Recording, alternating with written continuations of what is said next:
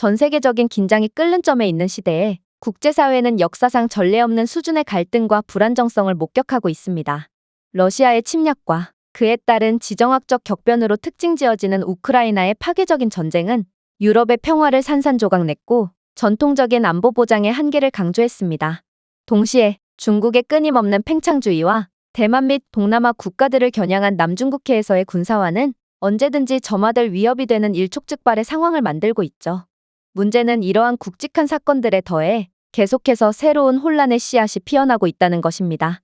이스라엘과 중동 간의 긴장은 현재 많은 사람들을 불안에 떨게 하고 있고, 이러한 불안정한 혼합에 더해 북한의 예측할 수 없는 미사일 실험과 핵 위협은 계속해서 동북아의 어두운 그림자를 드리우고 있습니다.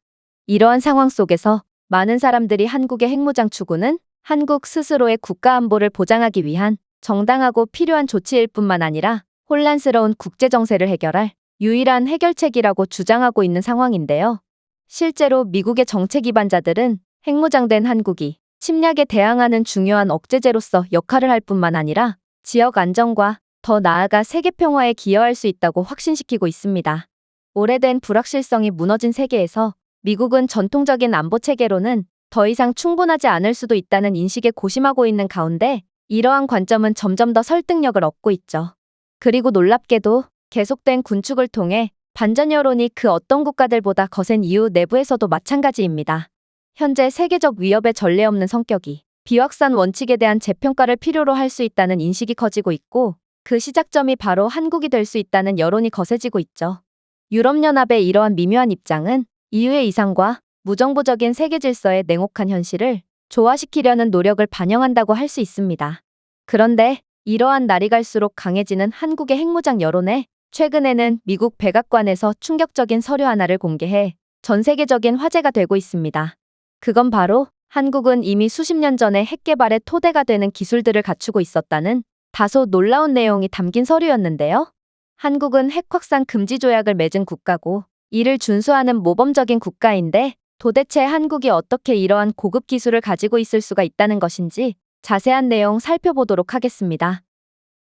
미국 안보의 중심지라고 불리는 미국 국방정책연구소, 엄청난 권위를 가진 이곳 연구소에서 엄숙한 분위기와는 전혀 어울리지 않게 한국의 핵무장에 관한 고성과 욕설이 오가고 있습니다.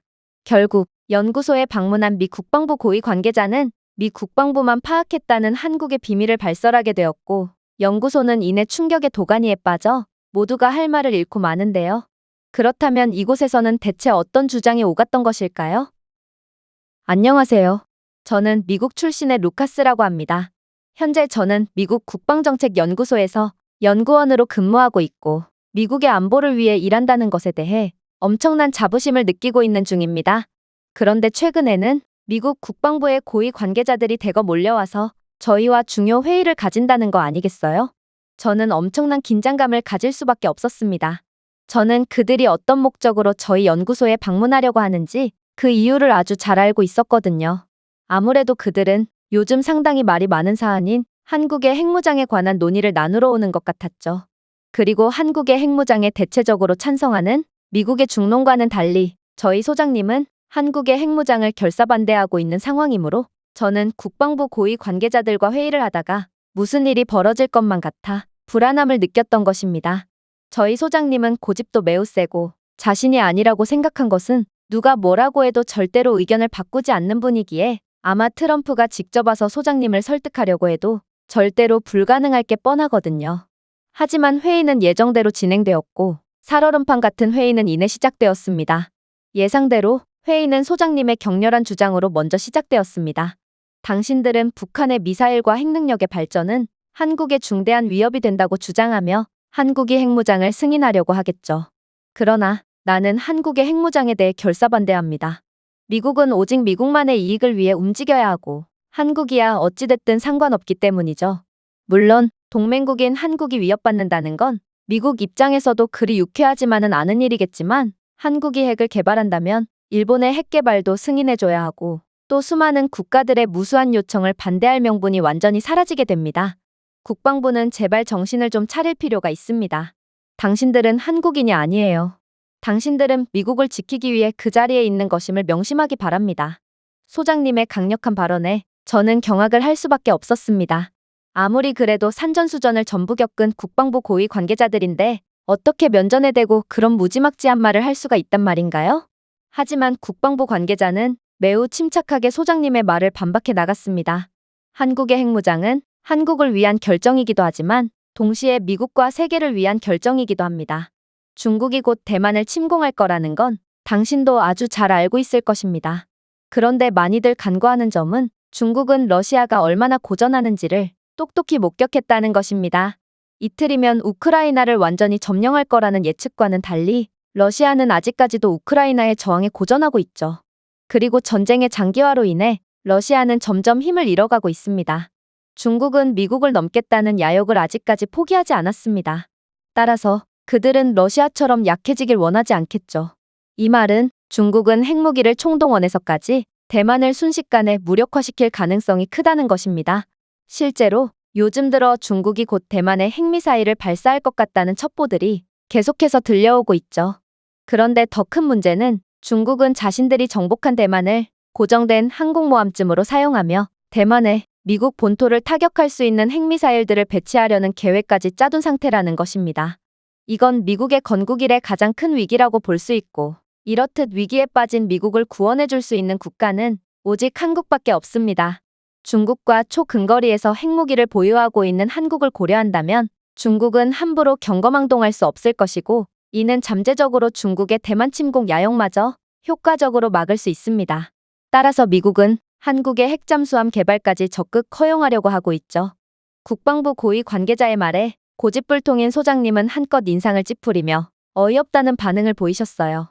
이봐요. 중국의 대만 침공은 현재 초읽기 상태인데 한국이 지금 핵 개발을 해봐야 무슨 소용이 있단 말인가요?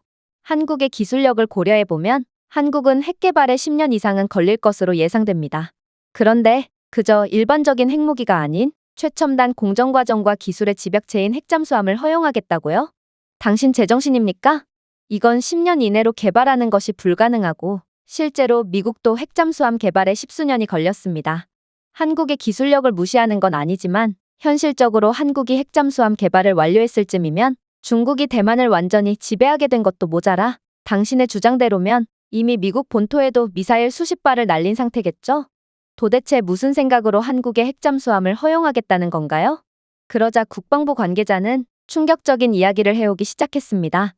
잘 들어보세요. 한국이 동아시아 패권을 장악하는 것이 미국 입장에서도 이익이 될 것이고 한국이 중국을 넘은 강대국이 되어 중국의 자리를 대체하려면 일반적인 핵무기가 아닌 핵잠수함이 필수적으로 필요합니다. 일단 스노클을 자주 띄워야 하는 디젤 전기 잠수함과 달리 핵잠수함은 수면 위로 떠오르지 않고 장기간 물속에서 작전을 수행할 수 있습니다.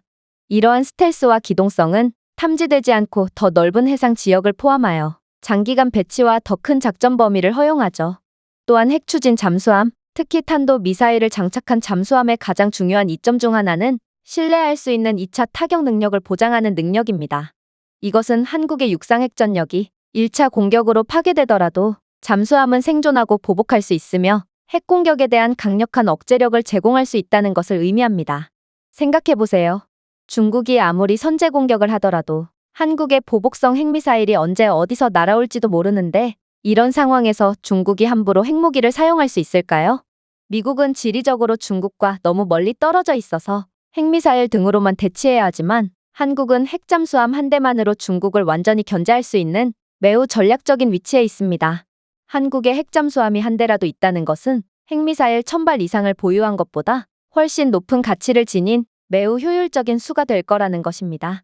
물론 한국이 핵잠수함을 개발하는 데는 엄청난 시련이 뒤따르겠죠. 핵잠수함을 개발하고 배치하는 것은 핵추진, 수중항해, 스텔스 시스템과 같은 관련 기술의 발전을 필수적으로 요구하기 때문에 핵무기를 보유한 국가들 중에서도 기술력이 부족해 핵잠수함까지는 아직 개발하지 못한 경우가 많습니다. 또한 이러한 핵잠수함을 개발하고 유지하는 데는 천문학적인 개발 및 유지 비용이 필요하기도 하죠. 그렇다면 한국은 이러한 핵잠수함 개발에 필요한 한계를 극복할 수 있을까요? 일단 한국은 세계 반도체 시장을 지배하는 삼성과 SK 하이닉스와 같은 세계적인 대기업의 본거지입니다. 특히 삼성은 메모리 칩, 스마트폰, 그리고 첨단 디스플레이의 생산을 주도하며 세계적인 기술 진보를 주도하고 있죠. 그리고 한국은 GDP 대비 R&D 투자에서 꾸준히 세계 1위를 차지하고 있습니다. 2020년 한국은 GDP의 약 4.8%를 R&D에 지출하여 혁신에 대한 의지를 보여주었죠. 물론 한국의 수준 높은 교육 시스템은 기술 발전을 이끄는 고도로 숙련된 노동력을 계속해서 배출할 수 있도록 하고 있습니다. 한국의 1인당 출원된 특허 수는 꾸준히 상위 국가들 중에 있는 것만 봐도 한국은 높은 혁신을 가진 기술 강국이라는 것을 쉽게 알 수 있죠.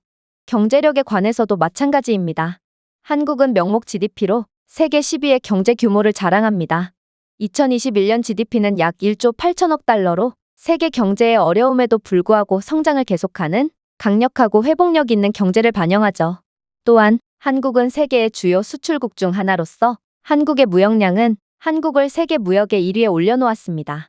그리고 한국은 기술을 수출해서 돈을 버는 매우 튼튼한 경제구조와 잠재력을 가지고 있는데요. 현대와 기아와 같은 회사들은 연간 수백만 대의 자동차를 생산하고 전기자동차 혁신을 주도하고 있는 세계 자동차 산업의 주요 기업입니다. 물론 조선업 같은 경우도 한국은 LNG선, 유조선, 컨테이너선을 포함하여 가장 발전되고 큰 선박을 생산하는 조선업의 세계적인 리더라고 볼 수 있죠. 즉, 한국의 기술력으로는 핵잠수함을 충분히 개발하고 이를 유지할 능력도 갖추고 있다는 것이죠. 그렇다면 이제 남은 건 시간입니다. 당신의 말대로 한국이 빠르게 핵잠수함을 개발해내지 못한다면 한국의 핵무장은 적어도 미국 입장에서는 의미가 없어질 테니까 말이죠. 자, 당신도 한국이 세계 최고의 원자력 강국이라는 사실은 알고 있을 것입니다. 이들의 원자력 기술을 고려해본다면 한국은 단 몇 개월 만에 핵미사일을 개발해낼 수 있는 엄청난 국가죠. 하지만 핵잠수함은 핵미사일과는 완전히 다른 이야기입니다. 핵미사일의 기술적 한계를 깨고 나온 국가만이 핵잠수함을 개발할 수 있거든요. 그런데 그거 아시나요? 한국의 문재인 대통령 재임 기간 동안 한국과 미국은 북한에 대한 지역적인 억제력을 강화하기 위해 핵추진 잠수함의 배치 가능성을 포함하는 것으로 알려진 고위급 국방회담을 열었다는 사실 말이에요. 한반도는 북한, 중국, 러시아와 인접해 있다는 점에서 전략적으로 중요하기 때문에 고도의 해양 능력이 필요하고 핵추진 잠수함은 스텔스, 지구력, 타격 능력 등이 뛰어나 지역 안정과 억제력을 유지하는 중요한 자산이라고 볼 수 있죠. 따라서 트럼프는 한국의 핵잠수함의 필요성을 진작부터 이해하고 한국의 이권을 부여하려고 했습니다. 실제로 이 회담들은 공개적으로 전략적인 국방협의의 틀을 잡았지만 결국 트럼프가 재선에 실패하면서 흐지부지 되는 듯 했죠. 그러나 시간이 지난 뒤 미국은 이 협의가 흐지부지 된 채 끝났을 거라고 생각했지만 한국은 미국이 방심한 틈에 엄청난 것을 만들어버렸습니다. 한국은 이때부터 핵잠수함 개발에 대한 기틀을 다졌던 것으로 파악되거든요. 한국은 핵무기만 없을 뿐이지 민간 핵에너지 프로그램을 통해 조용히 핵추진 기술을 발전시켜 왔을 가능성이 높습니다. 당시 트럼프는 정말로 한국의 핵무장을 허용할 기세였고 재선을 확신했던 그는 한국의 핵잠수함 개발에 대한 부분적인 허가를 내어줬다고 합니다. 아무래도 그가 재선에 실패해서 한국의 핵잠수함 무장 계획이 물거품으로 돌아가도 한국은 짧은 시간 내에 아무 성과도 내지 못할 것이 분명해 보였고 그가 재선에 성공한다면 한국과의 최우방국으로서의 면모를 과시하며 큰 신뢰도를 얻을 목적이었겠죠. 그러나 결론적으로 트럼프는 한국을 과소평가하는 큰 실수를 했던 것입니다. 한국은 원자로 설계와 공학에서 중요한 능력을 가진 고도로 발전된 원자력 기술을 가지고 있고 이들의 세계에서 가장 정교한 민간 핵 프로그램은 핵추진 잠수함을 개발하는 데 견고한 기반을 제공했거든요. 즉, 한국은 그 짧은 기간 만에 트럼프가 생각했던 것보다 훨씬 더 많은 것들을 개발해버린 것입니다. 이때 당시 한국은 원자로 설계에 대한 전문 지식을 활용하여 민간 연구라는 미명하에 핵추진 잠수함에 필요한 부품을 개발했다고 여겨지는데요. 그러나 정말 충격적인 점은 이뿐만이 아닙니다. 한국은 트럼프가 비밀리에 내건 조약의 허점을 찾아서 핵잠수함 건조를 거의 끝마쳐 놓기까지 했다는 정보가 있거든요. 트럼프는 당시에 한국의 완전한 NPT 탈퇴까지는 허용하지 않은 상태였고 따라서 한국은 이러한 조약의 모호한 허점을 이용해 최신 잠수함 개발이라는 명목하에 금방이라도 핵미사일을 탑재할 수 있는 잠수함을 개발했다고 합니다. 현대중공업과 대우조선해양 등 글로벌 대기업이 즐비해 있는 한국의 선진 조선업은 최첨단 핵추진 잠수함을 건조할 수 있는 역량을 갖추고 있는데요. 이들 기업은 핵추진 수요를 견딜 수 있는 시제품 설계와 첨단 소재 개발에 매진하며 조용히 핵추진 잠수함 건조를 준비해온 것으로 보입니다. 실제로 미국은 한국이 90% 이상 개발을 완료해놓은 핵추진 잠수함을 보관하고 있는 곳을 어느 정도 추정한 상태인데요. 한국의 진해 해군기지는 남해안에 위치하여 잠수함 작전을 위한 전략적 위치에 있다고 볼 수 있거든요. 이곳은 심해와 천연항구가 있어 비밀 잠수함 개발과 시험을 위한 최적의 장소입니다. 당시 트럼프가 한국과 국방회담을 마친 뒤에 위성사진을 보면 진해에서 상당한 확장과 건설 활동이 나타나고 있다는 것을 확인할 수 있고, 여기에는 신규 선박 건조시설, 건식부두, 지하 터널이 포함되며 이는 잠수함 개발 현장의 전형적인 특징이라고 볼 수 있습니다. 또한 미국 정보부는 진해기지 지하에 지하시설이 있을 것을 추정하고 있는데요. 이 시설들에는 원자로와 잠수함 조립 라인이 있으며 이는 한국이 우리가 생각했던 것보다 훨씬 빠른 속도로 핵잠수함을 건조할 수 있다는 것을 보여줍니다. 또한 위성 이미지 분석을 통해 기지의 여러 부분을 연결하는 광범위한 터널 시스템이 있다는 것이 확인되었으며 이는 핵잠수함 개발과 관련된 민감한 물질과 구성 요소를 운송하는 데 사용될 가능성이 높다고 볼 수 있죠. 하지만 정말로 두려운 점은 따로 있습니다. 바로 한국은 외교력이 상당히 좋은 국가로 전 세계 모든 국가들과 우호적인 관계를 맺고 있는 것으로 유명한데요. 이러한 우수한 외교력을 통해 한국은 잠수함 운영 선진국들과 기술 교류를 하고 있다는 소식이 있으며 이러한 협력에는 핵추진 시스템을 개발하는 데 중요한 비민감 기술과 엔지니어링 기술을 공유하는 것이 포함되어 있다고 합니다. 물론 한국은 합법적인 절차 내에서 교류를 하고 있는 중이라 NPT 조약에 위배되는 부분은 없으나 중요한 건 한국은 이러한 겉핥기식으로 기술 교류를 해도 마치 스펀지처럼 상대의 기술을 흡수해버리는 놀라운 능력을 가지고 있다는 것입니다.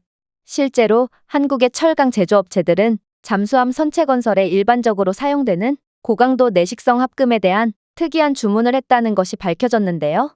이러한 주문의 양과 사양은 잠재적으로 잠수함 개발을 위한 군사용임을 시사하고 한국의 핵잠수함 개발 능력은 정말로 코앞까지 다가왔다고 할 수 있죠. 이렇듯 한국의 연구소와 방위산업체들은 이미 핵추진과 잠수함 시스템에 필요한 핵심 기술을 개발했을 가능성이 높습니다.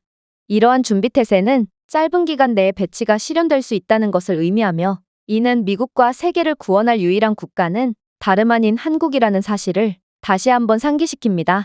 실제로 미국과 영국 정보기관들의 기밀이 아닌 보고서들은 한국 해군의 비범한 군사활동과 중대한 발전에 주목했습니다. 이 보고서들이 핵잠수함 개발을 명시적으로 확인하지는 않지만 사용된 언어는 한국의 핵잠수함 개발에 대한 높은 수준의 가능성을 보여줍니다. 결국 한국은 핵개발 허가가 떨어지는 동시에 핵미사일은 당연히 개발해낼 것이고 핵잠수함마저도 몇 달 내에 완성할 것으로 보입니다. 고위 관계자의 주장은 정말 놀라웠습니다. 아무리 한국의 경제 능력이나 기술 능력 등 기본 베이스가 탄탄하다지만 이들은 정말 말도 안 되는 모습을 당연하다는 듯 보여주고 있었거든요. 그러나 연구소장은 역시나 답답한 모습만을 보이더군요. 그런데 당신들은 왜 한국이 핵잠수함을 개발하는 것을 알고도 묵인하는 거죠? 그리고 미국이야 모르겠지만 유럽 등의 선진국에서는 분명 한국의 핵무장을 원하지 않을 겁니다. 저는 아직도 한국을 믿고 이들의 핵개발을 용인해주는 것에 대해 회의적입니다. 어쩌면 한국의 핵무장은 중국을 지나치게 도발하는 악수일 수도 있고 결국 궁지에 몰린 중국은 비이성적인 행동으로 보복을 가할 수도 있겠죠. 그런데 대체 한국을 어떻게 믿고 이런 중책을 맡길 수가 있단 말인가요? 그러자 국방부 관계자는 답답하다는 듯 고개를 가로젓더니 이내 놀라운 말을 시작했죠. 당신은 아직도 가불관계를 파악하지 못하고 있습니다. 한국이 핵잠수함 개발을 거의 끝내놓은 이상 우리에겐 선택권 따위는 존재하지 않고 주도권도 전부 한국에 넘어가 버린 것과 마찬가지입니다. 한국은 그저 허점을 파고들어 합법적으로 잠수함 기술을 거의 개발해 놓은 것이고 이건 한국의 기술력을 과소평가해서 잘못된 협정을 맺었던 트럼프의 큰 패착일 뿐이죠. 한국은 조금의 틈만 보이면 무엇이든 해낼 수 있는 국가고 우리가 한국의 민간 잠수함 개발을 반대할 명분이 전혀 없다는 말입니다. 하지만 중국의 계속된 팽창 욕구로 인해 국제 정세가 급격하게 나빠진 지금 이건 오히려 호재인 상황이라고 볼 수 있습니다. 한국의 빠른 핵잠수함 개발은 이제 미국뿐만 아니라 유럽 등 전 세계에 큰 이익을 안겨줄 수 있으니까 말이죠. 일단 핵잠수함은 대잠전, 정보 수집, 특수작전, 전략적 억제 등 다양한 임무를 수행할 수 있습니다. 이러한 다재다능함은 광범위한 군사 작전을 위한 귀중한 자산이 되죠. 아무래도 한국의 핵 추진 잠수함은 전방기지 없이도 중국 해상 같은 잠재적 분쟁 지역에 더 가까이 배치되어 지속적이고 은폐된 존재감을 제공할 수 있습니다. 이러한 전방 배치 능력은 전력과 영향력을 예측하는 전략적 이점이 되고 중국의 크나큰 압박으로 작용함과 동시에 동맹국들에게 많은 정보를 제공할 수 있겠죠. 즉, 핵 추진 잠수함을 보유한 더 유능한 한국 해군은 동아시아에서 전략적 균형을 유지하는 데 핵심적인 역할을 수행한다는 말입니다. 그리고 동아시아의 신흥 패권국으로 부상한 한국은 미국뿐만 아니라 유럽에도 많은 이익을 가져다 주겠죠. 일단 유럽 경제는 무역을 위해 안전한 해상 항로에 크게 의존하고 있습니다. 한국의 핵잠수함은 이러한 항로를 순찰하고 확보하여 상품의 안전한 통과를 보장하는 데 기여할 수 있죠. 물론 이로부터 얻을 막대한 이익을 생각하면 진정한 승자는 유럽이라고 해야 할지 한국이라고 해야 할지 모르겠지만 말이에요. 그리고 유럽의 방위 및 기술 기업들은 핵미사일을 개발한 한국 기업들과 합작 투자에 참여하여 기술 발전과 경제적 이익을 공유할 수도 있겠죠. 이는 한국이 유럽 기업들에게 첨단 부품과 시스템을 수출할 수 있는 기회를 열어주는데 크게 기여할 것이고, 한국은 새로운 산업을 활성화하여 많은 이익을 창출해낼 것입니다.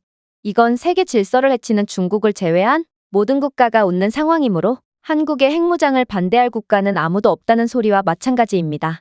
또한 한국의 핵무장으로 인해 궁지에 몰린 중국이 비이성적인 행동을 할 거라고 했는데 그건 정말 말도 안 되는 소리입니다. 한국은 장기적으로 봤을 때 중국을 완전히 대체할 것이고 새로운 아시아의 패권국이자 세계 주요국으로 부상할 거거든요. 사실 이는 역사를 돌이켜봐도 쉽게 예측할 수 있습니다. 스페인과 영국 등 역사적으로 봐도 해상을 장악한 국가가 곧 세계를 지배했거든요. 일단 한국의 핵잠수함은 한국의 해안선을 넘어 힘을 투사할 수 있어 남중국해 및 동중국해와 같은 분쟁 지역에서의 중국의 군사적 모험을 완전히 억누를 수 있습니다. 그도 그럴 것이 한국이 개발할 차세대 핵잠수함은 기존 중국의 핵잠수함보다 뛰어난 스텔스 기능과 기동성을 가지고 있고, 동아시아의 해상 패권을 장악당한 중국은 이제 전처럼 다른 약소국들을 협박한다거나 하는 패악질을 부릴 수 없게 될 것입니다. 또한 핵잠수함은 한국의 무역과 에너지 공급에 중요한 해상 교통로를 순찰하고 보호할 수 있습니다. 그동안은 중국이 이러한 해상 교통로를 장악하고 있었다면 결국 이러한 교통로의 지분은 점점 한국 쪽으로 넘어오게 될 것이고, 머지않아 한국이 아시아의 해상교통을 전적으로 책임지게 될 것입니다. 자, 새로운 아시아 해상교통의 책임자가 된 한국을 떠올려 보세요. 만약 중국이 비이성적인 행동을 한다고 할 때 전 세계가 과연 가만히 있을까요? 동아시아 해상무역은 세계 경제를 좌지우지하는 매우 중요한 무역로입니다. 이러한 교통 흐름을 방해하는 국가는 전 세계의 일방적인 공격을 감내해야 할 것이며, 중국은 그러한 맹공을 견뎌낼 능력이 전혀 없다고 볼 수 있습니다. 물론 중국이 우발적인 공격을 감행한다고 쳐도 한국이 개발할 차세대 핵잠수함은 첨단 어뢰와 순항 미사일을 장착하여 항공모함과 구축함을 포함한 중국의 수상함을 원거리에서 타격할 수 있습니다. 이 능력은 중국의 해군 작전을 완전히 방해하고 중국이 해상에서 아무런 힘도 보여줄 수 없게 만들죠. 물론 육군과 공군에 대해서는 말할 것도 없습니다. 한국은 이 분야에서 엄청난 권위를 가지고 있고, 중국도 한국의 영공과 육지로 공격을 감행하는 것은 스스로 목숨을 버리러 가는 것과 마찬가지라는 사실을 잘 알고 있죠. 즉, 한국의 핵잠수함 개발은 거스를 수 없는 흐름이라는 것입니다. 오히려 미국은 한국의 핵잠수함을 개발하라 말아 할 처지가 아니고, 이들이 핵무장을 통해 미국이 바로 세우지 못한 세계의 질서를 다시 세워주기를 간절히 바라야 하는 입장이죠. 국방부 고위 관계자의 말이 끝나자 연구소장은 고개를 푹 숙인 채 아무 말도 못했습니다. 아무래도 그는 자신이 억지를 부릴 때가 아니라는 것을 직감한 모양이었고, 지금이 난생 처음으로 자신의 뜻을 굽힐 때임을 파악한 듯 했죠. 결국 연구소장은 한국의 핵무장을 허용하는 쪽으로 정책을 수립해 보겠다는 뜻을 밝혔고, 그렇게 회의는 마무리되었습니다. 저는 목숨은 내놓을지언정 자신의 신념만은 절대로 굽히지 않는 고집불통 연구소장이 결국 한국의 편을 들게 되는 모습을 보고 정말 충격을 받은 상태고, 한국은 생각했던 것보다 훨씬 위대한 국가라고 느끼며 놀란 마음을 애써 달래는 중이랍니다. 최근 미국의 전 대통령이자 이번 미국 대선 후보로 나온 도널드 트럼프는 한국에 주둔하고 있는 주한미군을 철수하는 대신 한국의 독자적인 핵무장을 진지하게 고려하겠다고 주장했습니다. 그리고 그의 이러한 충격적인 발언에 전 세계가 긴밀하게 움직이고 있고, 최근에는 미국 백악관에서 열린 국제안보회의에서 한국의 핵무장에 대한 파격적인 주장까지 나와 큰 화제가 되고 있는데요. 그렇다면 도대체 미국 백악관에서 어떤 주장이 나왔던 것일까요? 안녕하세요. 저는 미국 출신의 윌리스라고 합니다. 현재 저는 미국의 유력 언론에서 수석 기자로 근무하고 있고, 덕분에 백악관에 수차례나 출입하는 영광을 누릴 수 있었습니다. 그리고 이번에는 백악관에서 한국의 핵무장과 관련하여 국제안보회의가 열리게 되었고, 전 세계 선진국들의 유력 인사들이 백악관으로 모이게 되었는데요. 저는 이들과 한 공간 안에 있다는 것만으로도 매우 긴장됐지만, 그래도 직업정신을 발휘해서 정신을 똑바로 차렸죠. 회의의 시작은 미국 국방부 출신의 군사 전략 전문가로부터 시작됐습니다. 여러분들 모두가 아시다시피 최근 미국의 도널드 트럼프 후보는 한국에서의 주한미군 철수를 진지하게 고려 중이라고 말했습니다. 그는 미국인들이 내는 세금을 더 이상은 다른 나라를 위해 써서는 안 된다고 주장했고, 한국이 핵무기를 개발하든 말든 상관하지 않을 테니 자신들의 나라는 직접 지키라는 논리를 펼쳤죠. 그리고 현재는 정말로 트럼프의 당선 가능성이 높아짐에 따라 우리는 이에 대한 진지한 논의를 하고자 여기 이 자리에 모였습니다. 아무래도 유럽연합 국가들, 그리고 일본에서 온 전문가분들은 한국의 핵무장에 대한 필요성 정도는 인식하고 계실 겁니다. 이 나라는 세계에서 가장 미친 나라 중 1, 2위를 다투는 국가들에 의해 숨통이 조이고 있고, 사실 한국이야말로 세계에서 가장 핵무기가 필요한 국가라고도 볼 수 있죠. 미국의 해구사는 너무나도 제한적이기 때문에 순간적인 위협에 대한 즉각적인 대응도 몹시 어려울 뿐더러, 특히나 주한미군이 전부 빠져나간 상황에서 핵무기가 없는 한국은 그야말로 하이에나 떼들에게 둘러싸인 한 마리의 사자쯤의 신세가 될 것입니다. 그러나 여러분들은 이러한 한국의 상황을 인식하고도 자국의 이익을 위해 이 자리에 모였을 겁니다. 미국이 한국의 핵 개발을 허용해 줄 거면 여러분들의 나라의 핵무장을 허가해 줄 것도 진지하게 고려해보라는 주장을 펼치겠죠. 하지만 여러분, 저는 이 자리에서 한국을 제외한 그 어떤 나라도 추가적인 핵 개발을 할 수 없다는 것을 강력하게 말씀드리는 바입니다. 저는 오늘 여러분 앞에 서서 세계적으로 독보적인 위치에 있는 한국이 전 세계 수많은 국가들 중에서 유일하게 핵무장을 할 수 있는 국가가 되어야 하는 이유를 말씀드립니다. 일본과 유럽이 핵무장을 할 수 없는 이유와 어째서 한국만이 이 예외적인 지위를 차지하는지에 대한 이유를 설명해드리죠. 일단 한국은 경제적으로 매우 우수한 국가고 어려운 상황에서도 매우 안정적인 역할을 수행해왔습니다. 20세기 초의 상황을 한번 생각해 봅시다.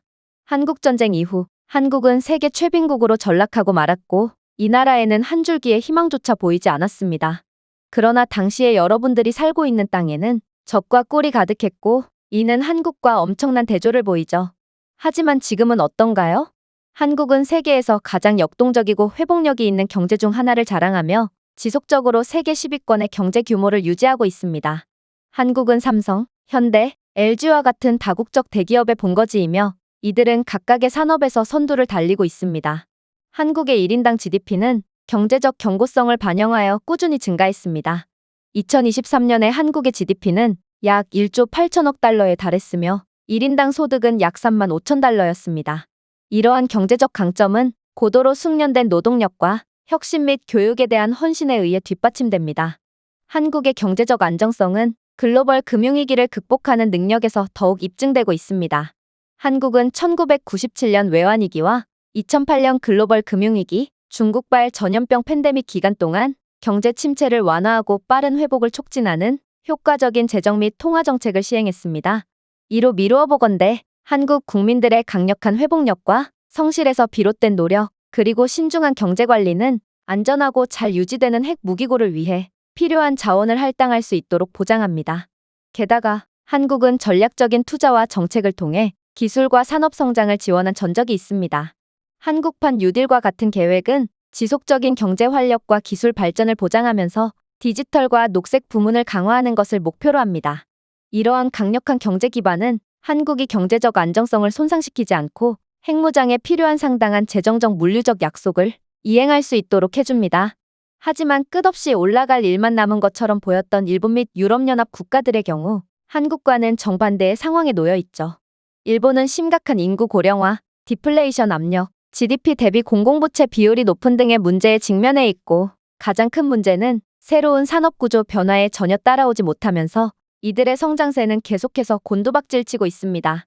따라서 이러한 경제적 문제는 핵무기 관리에 필요한 장기적 안정성을 어렵게 할 수 있습니다. 브렉시트로 대표되는 유럽의 경우도 마찬가지입니다. 유럽연합 회원국 간의 경제적 격차와 정치적 갈등이 핵무장에 필요한 응집력 있는 경제정책의 위험성을 내포하고 있죠. 그리고 근본적으로 유럽은 이민정책에 대해 대실패를 거두었고, 이는 유럽을 더욱 가난하고 희망이 없는 땅으로 만들고 있습니다. 한국의 안정적이고 성장 지향적인 경제는 핵무기 관리에 보다 확실한 기반을 제공하겠지만, 일본과 유럽의 경우는 상황이 완전히 다르다는 말이죠. 하지만 너무 억울해하지 마세요. 미국의 핵 승인이 떨어지는 것과 관계없이 여러분들은 어차피 핵무기를 가질 수 없을 가능성이 크거든요. 일단 여러분들은 방위나 군사, 그리고 공학이나 사회 등 각 분야에서 이미 최고의 권위자이실 겁니다. 그리고 한국은 이미 세계 최고의 기술력을 통해 핵 개발 준비가 완료되었다는 것을 알고 계실 테죠? 한국은 블룸버그 혁신 지수에서 몇 년 동안 1위를 차지한 기술 분야에서 세계적인 리더입니다. 한국은 연구 개발 강도, 첨단 기술 밀도, 그리고 제조 능력에서 감히 따라올 수 없을 만큼의 강력함을 보여주고 있죠. 예를 들어 삼성은 한국의 기술력의 증거인 메모리 칩의 세계 최대 생산국입니다. 또한 한국의 5G 기술과 인공지능의 발전은 정교한 핵무기 시스템을 안전하게 다룰 수 있는 능력을 보여줍니다. 한화와 LIG, 넥스원과 같은 회사를 포함한 한국의 방위산업은 최첨단 군사 기술 개발의 선두에 있습니다. 이러한 기술 발전을 통해 한국의 국방력은 말할 것도 없이 세계적인 수준에 이르렀죠. 한국은 한국형 미사일 방어 시스템과 같은 토착의 미사일 방어 시스템을 개발했고, KF-21 보라매와 같은 첨단 스텔스 전투기를 개발하고 있습니다. 이러한 능력들은 핵무기의 안전한 처리를 위해 매우 중요한 복잡한 군사 기술을 통합하고 관리하는 한국의 능력을 강조합니다. 또한 사이버 안보에 대한 한국의 헌신은 핵기술을 보호하는 능력을 더욱 강화시킵니다. 한국은 중요한 기반 시설과 방어 체계를 사이버 위협으로부터 보호하기 위해 사이버 안보 조치에 많은 투자를 했습니다. 사이버 안보에 대한 이러한 초점은 핵지휘 통제 체계의 무결성과 보안을 보장하고 무단 접근이나 사이버 공격의 위험을 줄이는 데 필수적입니다. 그러나 일본이나 유럽 국가들은 어떤가요? 혹시 핵 개발을 정당화할 만한 자국의 기술을 자랑해 주실 전문가님들이 계신가요? 역시나 아무도 없군요. 비록 일본은 도요타와 소니와 같은 회사들이 기술적으로 진보했지만 결국 AI 등의 기존의 기술을 뛰어넘는 혁신을 이루지 못했습니다. 거기에 더해 일본은 한국만큼 국방기술에 많은 투자를 하지도 않았죠. 또한 일본의 평화헌법은 군사력을 제한합니다.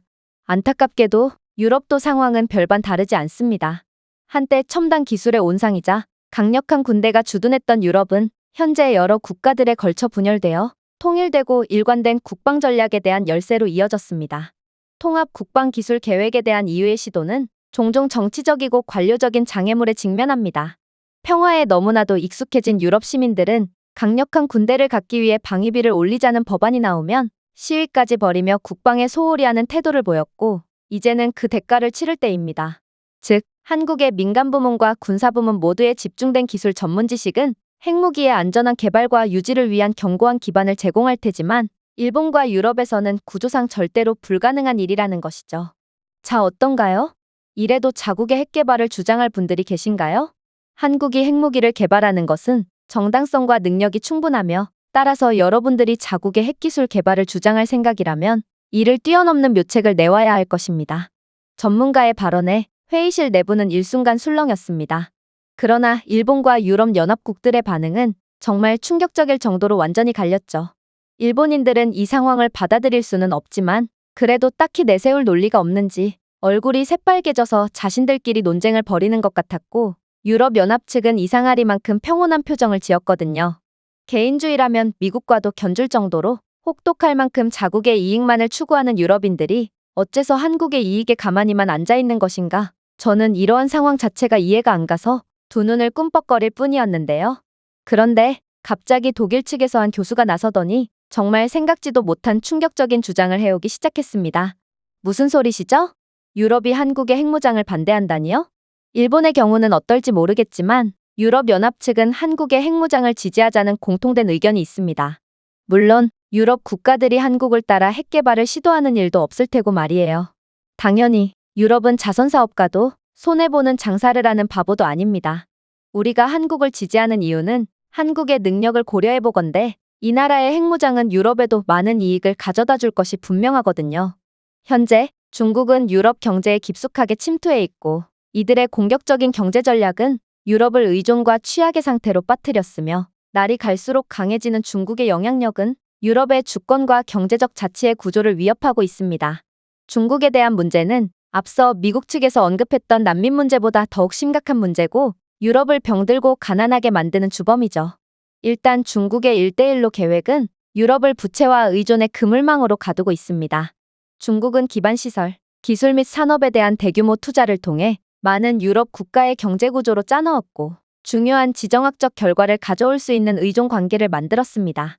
예를 들어 현재 그리스의 피레우스 항구는 중국의 코스코 해운에 의해 통제되고 있습니다. 이는 유럽 전역의 사회 기반 시설이 중국의 손에 의해 얼마나 노란하고 있는지를 아주 잘 보여주죠. 실제로 그리스는 최근 중국으로부터의 경제적 이익을 보호하기 위해 중국의 인권 문제에 대한 입장을 완화했는데요. 즉 그리스는 중국의 경제에 의존하게 되어버렸고 이는 국가 안보와 경제 주권을 위태롭게 하고 있다는 말입니다. 그리스는 그저 경제 규모가 작은 나라라서 그런 거 아니냐고요? 중국에 대한 경제 종속 문제는 전통적인 선진국이라고 불리는 서유럽 국가들도 마찬가지로 겪고 있습니다. 중국 국영기업들은 유럽의 주요 산업들을 적극적으로 인수하면서 핵심 산업들에 대한 영향력과 통제력을 확대해왔거든요. 캠차이나가 스위스의 거대 농업기업인 신젠타를 430억 달러에 인수한 것이 그 단적인 예입니다. 이러한 인수는 중요한 공급망과 첨단 기술에 대한 중국의 통제를 가능하게 하여 유럽의 산업 기반과 기술 자립에 직접적인 위협이 됩니다. 또한 화웨이와 같은 중국 기술 회사들이 유럽의 5G 네트워크로 확장하는 것은 중대한 보안 위험과 경제 주권 침탈을 초래하고 있습니다. 화웨이의 기술을 중요한 인프라에 통합하는 것은 스파이 문제와 유럽의 데이터 보안과 주권을 위협하고 있죠. 그러나 중국은 법적 권리를 들먹이며 계속해서 유럽으로 침투하고 있습니다. 첨단 산업과 중요 인프라에 대한 중국 투자의 영향력이 점차 커지고 있다는 것은 유럽을 중국의 경제 지배하에 있는 위성 국가로 만들 위험이 있는 경제 침략을 의미합니다. 이런 전례 없는 위기에 직면한 유럽의 상황에서 핵보유국인 한국은 단순히 북한의 침략에 대한 지역 내 억제력 이상을 의미합니다. 이는 동아시아에서 힘과 안정을 추구할 수 있는 강력한 동맹국을 유럽에 제공하면서 중국의 영향력 확대에 대한 전략적 균형을 상징합니다. 일단 핵무장한 한국은 세계에서 가장 강력한 군대로 거듭나게 될 것입니다. 그렇게 된다면 북한의 도발에 강력한 억지력을 제공하여 세계 무역과 경제 안정의 중요한 지역의 안정을 보장할 것입니다. 이러한 안정은 간접적으로 무역로를 보호하고 경제 교류를 중단 없이 유지함으로써 유럽에 도움이 되겠죠. 동시에 핵무장한 한국의 전략적 위치 설정은 동아시아에서 중국이 일방적으로 힘을 휘두르는 것을 막으며 이 지역에서 중국의 군사적 야심에 대한 균형추 역할을 할 수 있습니다. 그러나 가장 중요한 건 역시나 따로 있죠. 위기의 시기에 핵으로 무장한 한국은 유럽의 안보와 안정을 지원하는 데 중추적인 역할을 할 수 있거든요. 예를 들어 중국과의 긴장이 고조될 때 한국의 선진 군사 능력은 유럽 동맹국들에게 전략적인 지원을 제공하여 공동의 위협에 맞서 연합 전선을 확보할 수 있습니다. 일례로 한국과 유럽 국가들 간의 협력적 군사훈련과 정보 공유는 집단 방위 전략을 강화할 수 있습니다. 물론 한국은 세계에서 알아주는 방산 강국이기도 합니다. 이들의 기술력은 이미 이 분야의 정통 강자인 독일을 넘어섰다는 보도도 연일 나오고 있고 실제로 유럽은 이런 유례없는 속도로 치고 올라오는 한국이라는 압도적인 존재를 연일 견제하고 있는 게 사실이죠. 그러나 그런 강력한 국가가 유럽의 친구가 된다는 건 한국과 유럽 모두에게 큰 도움이 될 것입니다. 한국은 유럽에 아무런 제재와 견제 없이 최첨단 무기를 원 없이 수출할 수 있을 것이며 유럽은 중국으로부터의 위협에서 벗어날 수 있게 될 거거든요. 실제로 한국의 미사일 방어 시스템과 KF-21 보라매와 같은 스텔스 전투기를 포함한 한국의 군사적 발전은 강력한 방어 태세를 유지하는 능력을 보여주고 이러한 군사적 강화는 한국이 지역 안보를 유지하고 잠재적인 위협을 억제하는데 신뢰할 수 있는 파트너 역할을 할 수 있도록 보장합니다. 당연히 유럽보다 한국이 얻는 이익이 훨씬 클 것입니다. 유럽 동맹국들과의 협력적인 국방 계획은 한국의 군사적인 도달과 영향력을 강화할 것입니다. 연합 군사훈련, 공유 정보, 그리고 국방기술 이전은 한국을 강력한 세계 군사 강국으로 확립할 가능성이 높죠. 한국은 국제평화 유지 임무와 인도주의적인 개입에 참여할 것이며 세계 안정에 대한 군사적인 힘과 헌신을 보여줄 것입니다.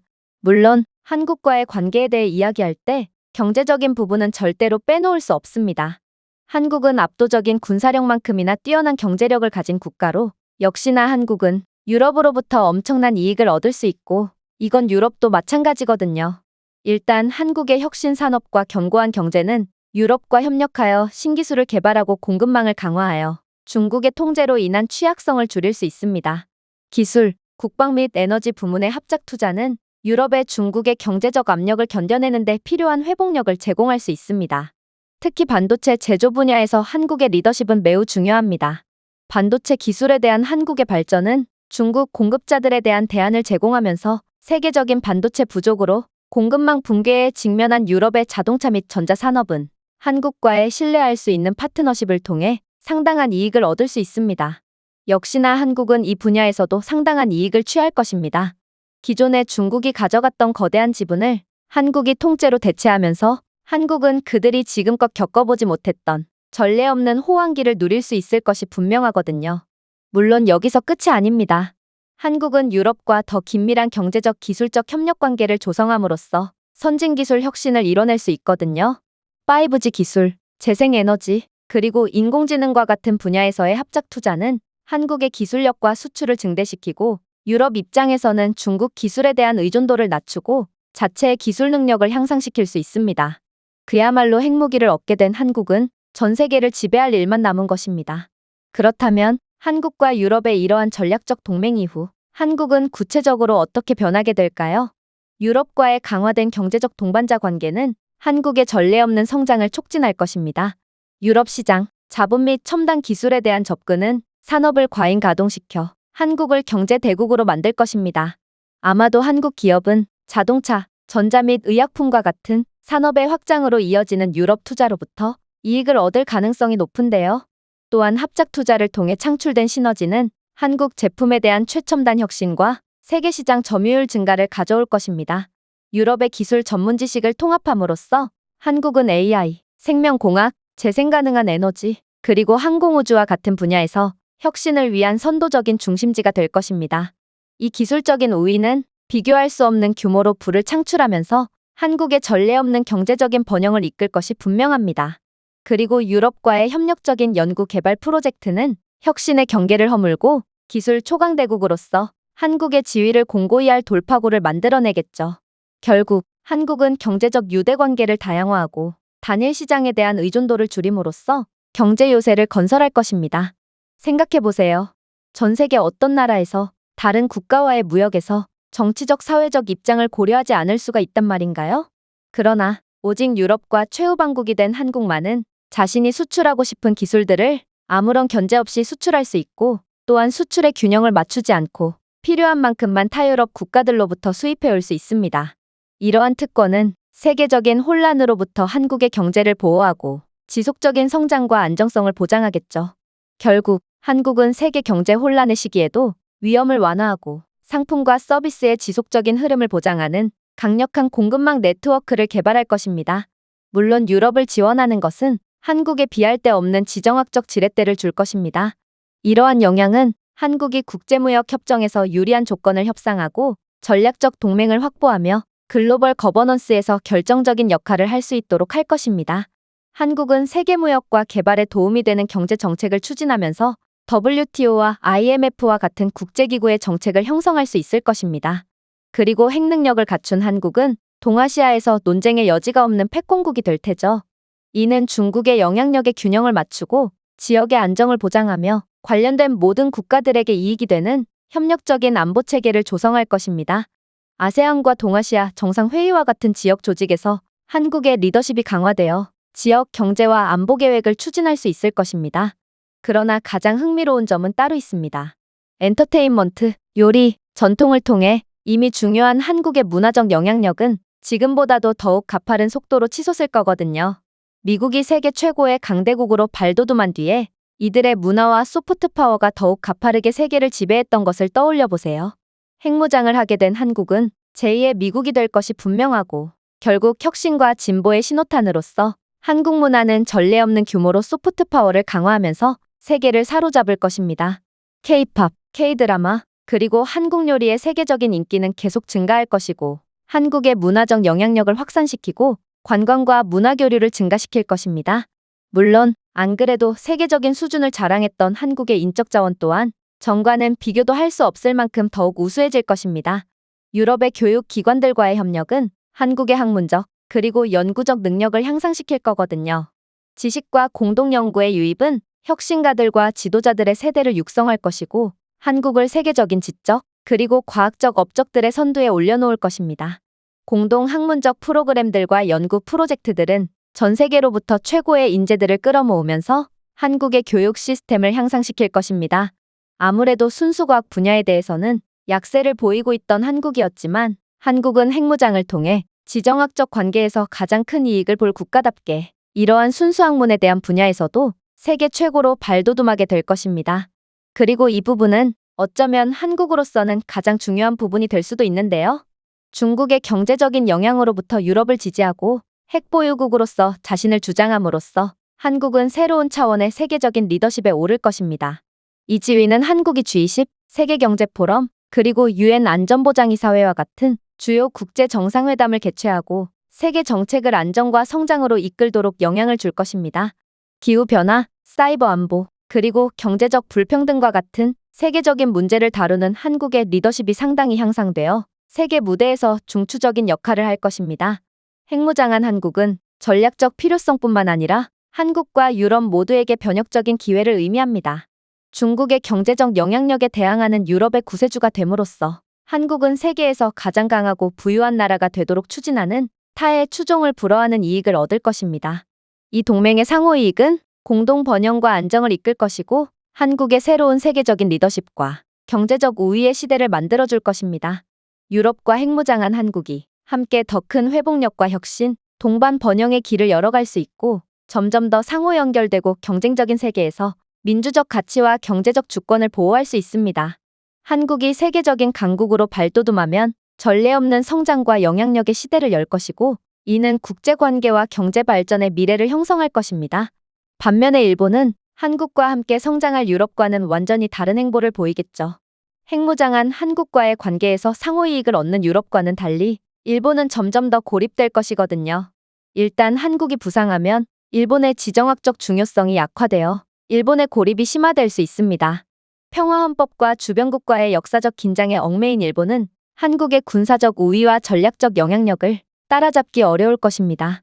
한국이 다양한 전략적 제휴와 파트너십을 맺고 있는 반면 일본은 특히 첨단 기술과 방위 분야에서 한국의 지원에 점점 더 의존하게 될 것입니다. 이러한 일방적 의존성은 일본의 자율적 전략 능력을 약화시키고 지역 및 국제 문제에서 일본의 영향력을 약화시킬 게 분명하죠. 하지만 이건 일본의 문제고 유럽은 일본의 이익이나 손해에 대한 일체의 관계도 관심도 없습니다. 따라서 유럽연합은 일본과는 달리 한국의 핵무장에 대한 지지를 보내는 것이죠. 물론 다시 말하지만 우리는 자선사업가가 아니고 유럽에 비해 한국이 얻을 것이 훨씬 많은 이러한 치우친 거래를 그다지 좋아하지는 않습니다.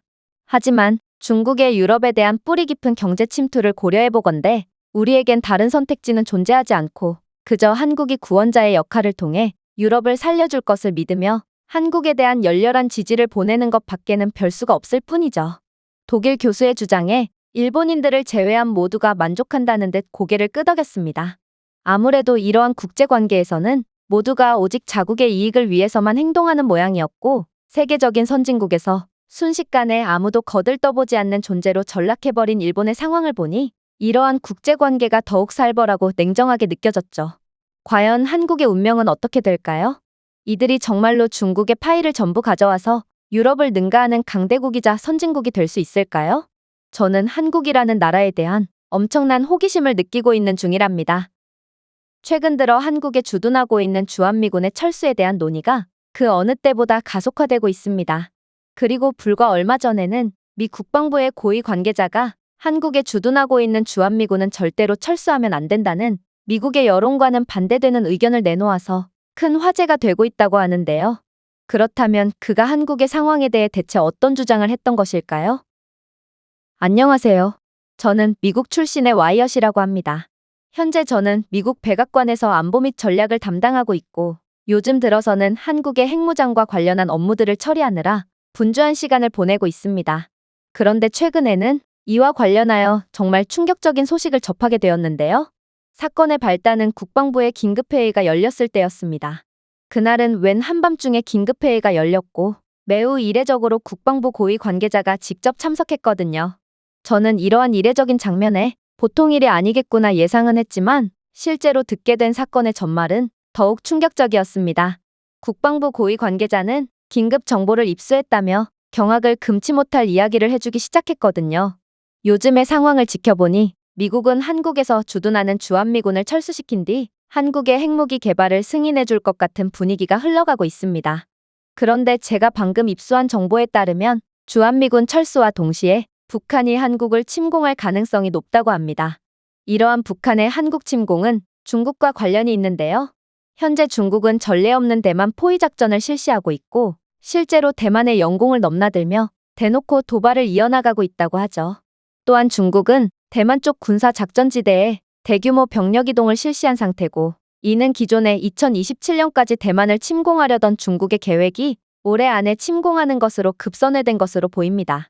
아무래도 중국 정부는 최근 엄청난 경제 불황에 대한 내부 불만을 잠재우기 위해 갈등을 외부로 돌리려는 전략적인 움직임을 택한 것으로 보이는데요. 전쟁은 국민들을 결집시키고 국내 문제들로부터 주의를 딴 데로 돌리고 정권의 통제를 강화하는 방법으로 여겨지거든요. 그런데 이런 중국의 대만 침공이 왜 한국과 밀접한 관련이 있냐고요? 바로 대만 침공 직전 북한이 한국을 침공하도록 함으로써 자신들의 대만 침공에 대한 시선을 다른 곳으로 돌리도록 하려는 것입니다. 또한 미국의 요구에 의해 한국이 대만을 지원할 수도 있으니 한국의 전력이 부담스러운 중국은 북한이라는 카드를 이용해 한국이 대만 문제에 관심조차 못 가지게 할 의도인 것이 분명합니다. 중국은 현재 각종 제재로 인해 완전히 국가 괴멸 상태에 이른 북한에게 한국을 침공하는 대신 여러 경제적 이권과 지원을 약속하겠다는 제안을 건넨 것으로 확인되는데요. 이는 한국전쟁 당시 북한이 중국에 지원 요청을 했던 양상과 비슷한 것으로 확인됩니다. 어차피 북한은 전염병 이후 경제 상태가 매우 열악해졌을 뿐만 아니라 한국 문화에 중독되어 북한을 탈출하려는 탈북자들이 전례 없이 늘어났기에 현재 체제 붕괴 위기에까지 내몰렸는데요.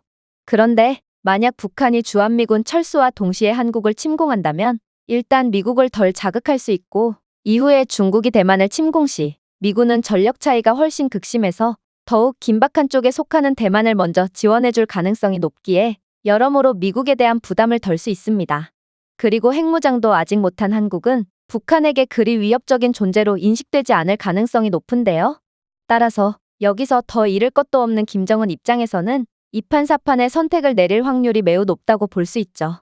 그러나 불행하게도 최악의 경우를 가정해보자면 한국전쟁은 우리가 생각했던 한국이 압도적으로 승리하는 양상을 보이지 않을 가능성도 배제할 수 없습니다.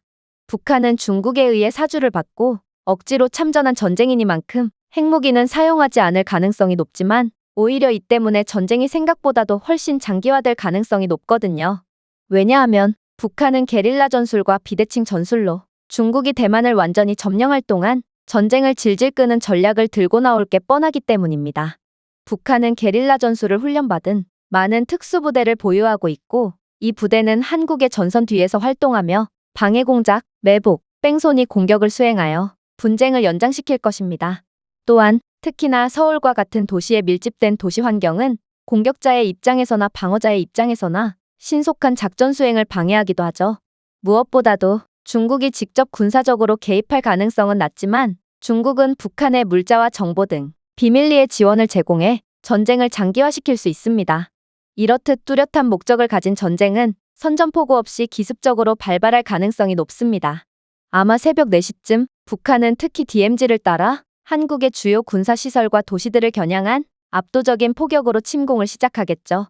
파주, 고양, 그리고 서울의 북쪽 외곽 지역은 많은 기습적인 폭격을 받아 광범위한 파괴와 민간인 사상자를 발생시킬 것입니다. 동시에 북한은 전력망, 금융 시스템, 그리고 통신망을 포함하여 한국의 중요한 사회 기반 시설에 정교한 사이버 공격을 가할 것입니다. 이러한 공격들은 혼동을 일으키고 한국의 대응을 조정하는 능력을 방해하겠죠.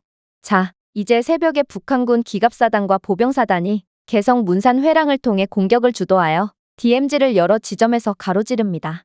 북한의 특수부대는 미리 건설된 터널을 이용하여 문산과 동두천의 주요 시설을 목표로 한국 영토 깊숙이 침투할 것입니다. 동시에 북한 공군은 오산, 수원, 김포에 있는 한국 공군 기지들을 공습하여 한국 공군의 대응 능력을 무력화시킬 가능성이 높은데요. 같은 시간에 항구 도시 인천도 북한 해군의 집중 포격을 받아 방어선과 병참 보급로를 방해받겠죠. 상황이 여기까지 치달으면 북한군은 서울 외곽에 빠르게 도달하여 잔인한 도시전을 벌일 것입니다. 종로, 용산, 강남과 같은 주요 지역은 격전지가 되며 격렬한 시가전은 심각한 민간인 사상자와 기반 시설 피해로 이어집니다. 하지만 문제는 이제부터가 진짜 시작입니다. 북한의 공습은 서울과 그 주변 지역으로부터 대규모의 피난민들의 탈출을 유발할 것이고 수백만 명의 민간인들이 남쪽으로 피난 갈 것이거든요. 그러나 한국의 수도권은 안 그래도 엄청난 인구 과밀화가 이뤄진 도시입니다. 따라서 피난민들은 적절한 이동을 하지 못하고 도시에 그대로 고립될 확률이 크죠. 대전, 대구, 부산과 같은 남쪽 주요 도시에 난민 캠프가 생겨나지만 이 시설들은 빠르게 인구 과밀화되고 자원이 부족해질 것입니다. 이런 상황에서 북한은 계속해서 시간을 끌기 위해 의미 없는 포사격을 지속하며 소모전을 이어나갈 것입니다. 그리고 이러한 지옥 같은 교착 상태는 최소 6개월은 이어질 거라고 예상됩니다. 문제는 북한과는 달리 한국은 잃을 게 많은 국가고 이는 한국에 있어서 큰 손해라는 것입니다. 그리고 북한이 시간을 벌어준 6개월 동안 중국은 애초에 계획했던 대만에 대한 점령을 마무리 지은 상태일 것이고 대만 방어에 실패한 미국 측에 미국이 한국 전쟁에 개입한다면 중국군도 자동 참전할 거라는 조건을 내걸며 협박할 것이 분명하죠. 그리고 그렇게 한국 전쟁은 다소 허무한 휴전으로 마무리될 가능성이 높습니다. 즉, 이건 중국에만 이익이 되는 싸움이 될 거라는 것입니다. 하지만 한국 입장에서는 다소 재앙적인 이러한 시나리오에는 결정적인 조건 하나가 달려 있습니다. 바로 한국군이 재기량의 10%도 발휘하지 못하는 그야말로 이들 입장에서 최악의 상황을 가정한 것이죠. 현재 한국은 논쟁의 여지가 있는 정치 지형을 가지고 있으며 정당 간에 상당한 분열이 있습니다. 위기 상황에서 이러한 분열은 신속한 의사결정과 응집력 있는 국가 대응을 방해할 수 있죠. 복잡한 관료적 절차와 기관 간 조정 문제로 인해 자원 동원과 비상조치 이행이 느려질 수 있고 의사결정 과정의 지연은 군사 및 민간 대응의 적시성에 영향을 미칠 수 있습니다. 즉, 한국은 정치적인 문제 때문에 생각보다 공격에 늦게 대응하거나 이들이 가진 전력을 제대로 사용하지 못할 가능성을 배제할 수 없고 이건 그야말로 한국 입장에서는 최악의 시나리오라는 것입니다.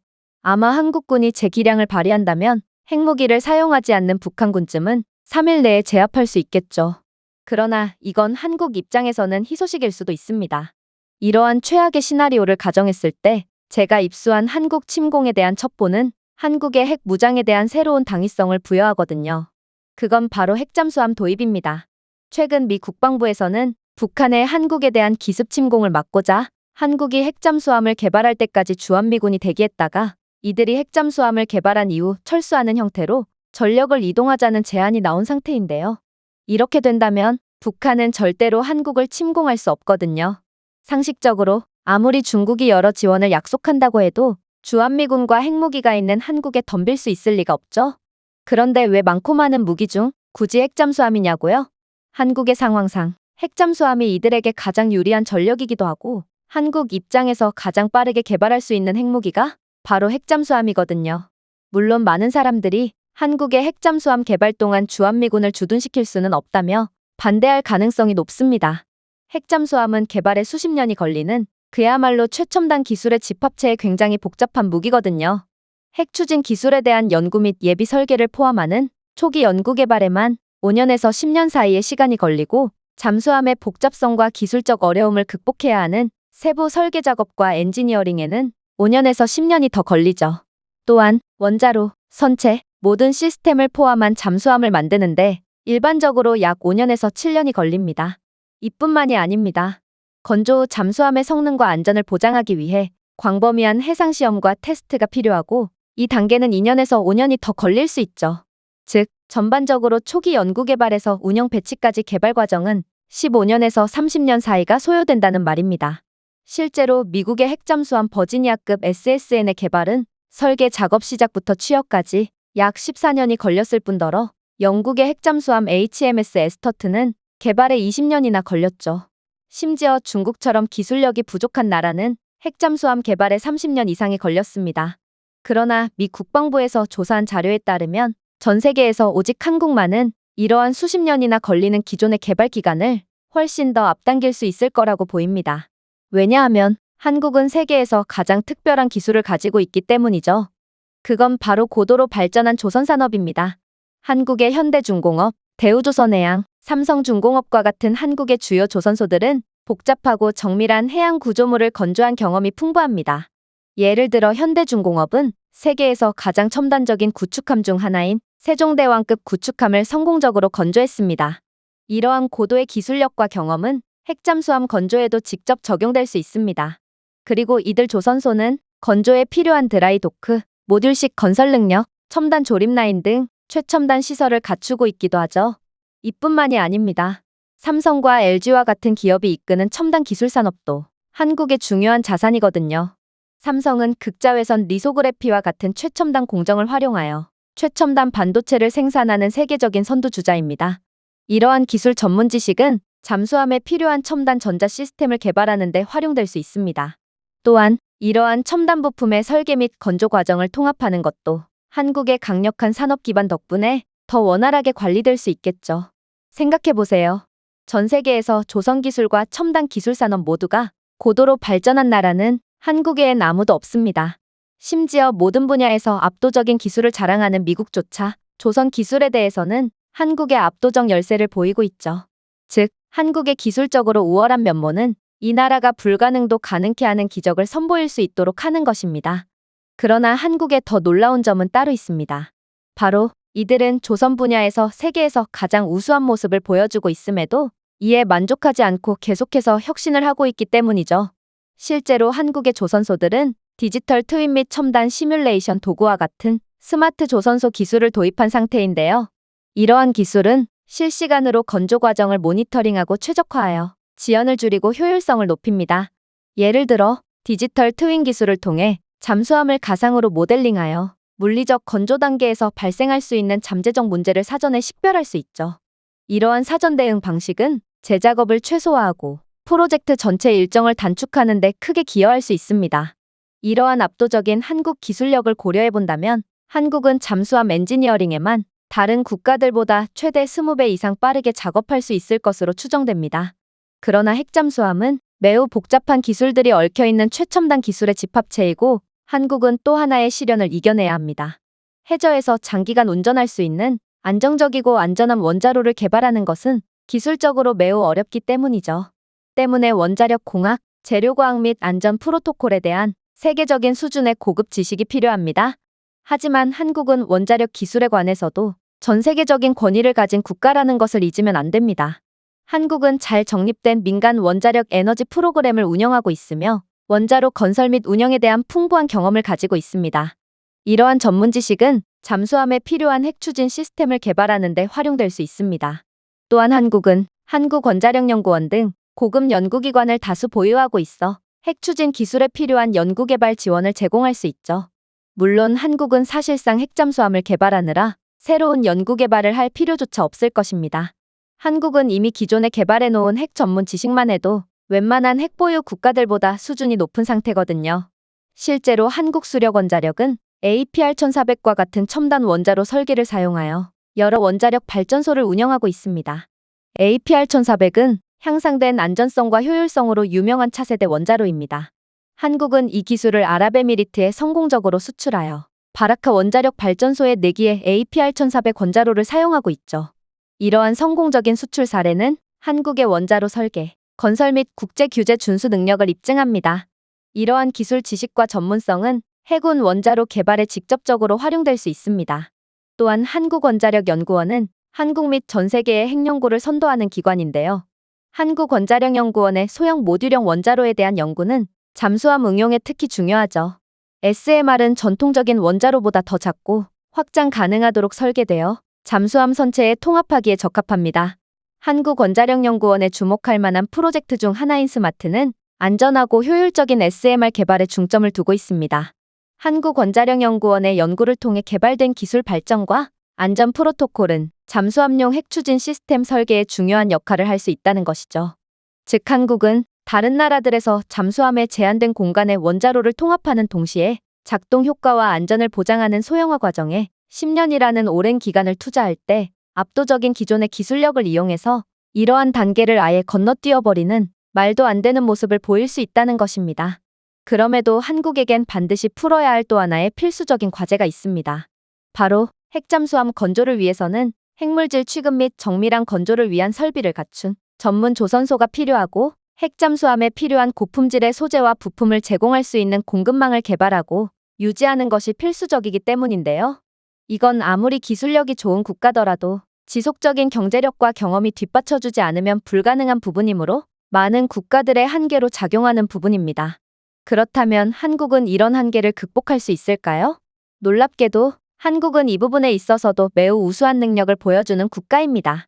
일단 한국의 산업은 뛰어난 프로젝트 관리 능력으로 유명합니다. 예를 들어 삼성의 반도체 부서는 매우 복잡한 생산 과정을 놀라운 효율성으로 관리합니다. 이는 제조 과정에서 수천 가지 단계를 조율하면서 결합률을 극히 낮게 유지하는 것을 포함하는데요. 이러한 프로젝트 관리 원칙을 조선에 적용하면 핵잠수함 건조가 원활하고 일정에 맞게 진행될 수 있습니다.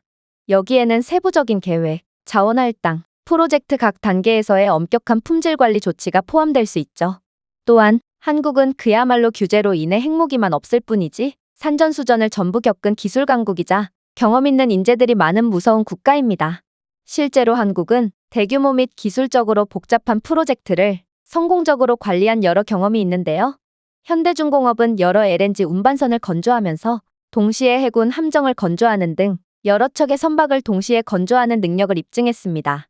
이는 한국 조선소가 대규모 프로젝트의 물류 및 기술적 도전을 처리할 수 있음을 보여줍니다. 이러한 경험은 핵잠수함 개발에도 적용되어 자원을 효율적으로 사용하고 일정을 준수하는 데 기여할 수 있습니다. 결론적으로 한국이 다른 국가들보다 핵잠수함을 더 빠르게 개발할 수 있는 잠재력은 고도화된 기술 기반, 기존의 핵 전문 지식, 효율적인 프로젝트 관리에서 비롯된다고 볼 수 있습니다. 한국의 최첨단 조선 산업, 첨단 기술 능력, 강력한 연구기관은 빠른 개발을 위한 강력한 기반을 제공하죠. 이러한 한국의 강점들을 고려해본다면 이들은 핵잠수함을 개발하려는 모든 국가들이 통상적으로 겪는 과제들을 전부 생략하며 최대 1년, 빠르면 몇 개월 안에도 핵잠수함 개발이 가능할 것으로 보입니다. 이건 기존의 다른 국가들의 개발 속도보다 수십 배 이상 빠른 속도이며 이러한 빠른 속도는 한국이 그동안 얼마큼의 기술 혁신을 이뤄냈는지를 아주 잘 보여준다고 볼 수 있습니다. 그동안 한국하면 그저 기술 강국이라는 고리타분한 수식어만 따라붙었다면 핵잠수함을 갖게 된 한국은 세계를 선도하는 미국과도 견줄 수 있는 기술력을 가진 세계 최고의 선진국쯤으로 불릴 것이고 이들의 국가 브랜드 또한 한 계단 상승할 수 있겠죠. 물론 한국의 경우 기존의 원시적인 핵무기보다 핵잠수함을 개발하는 것이 훨씬 더 전략적으로 유리합니다.